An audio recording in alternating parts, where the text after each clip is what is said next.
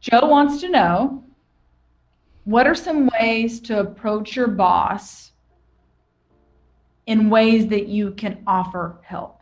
So, how can we go to our boss and ask, what are the ways that I can help right now during this time? Okay.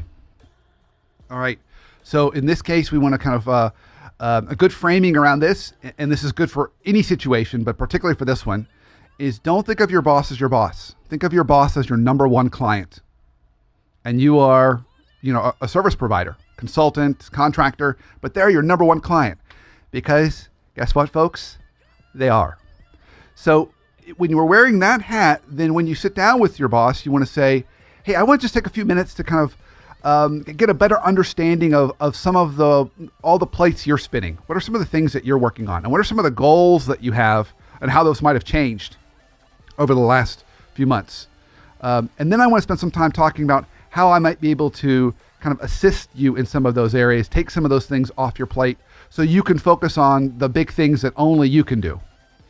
So I think kind of go in with that spirit. So, you want to try and get a sense of what are their goals and objectives?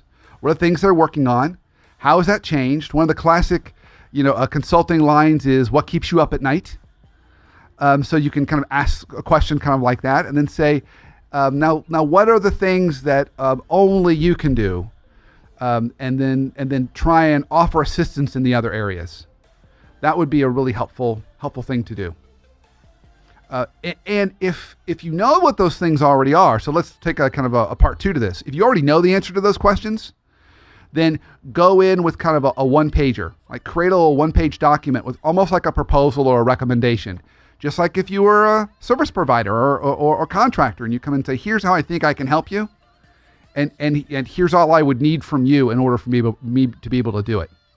So make a little bit like almost like a little sales pitch or a little recommendation document. Just one pager and review it with them. They'll really appreciate that kind of that structure.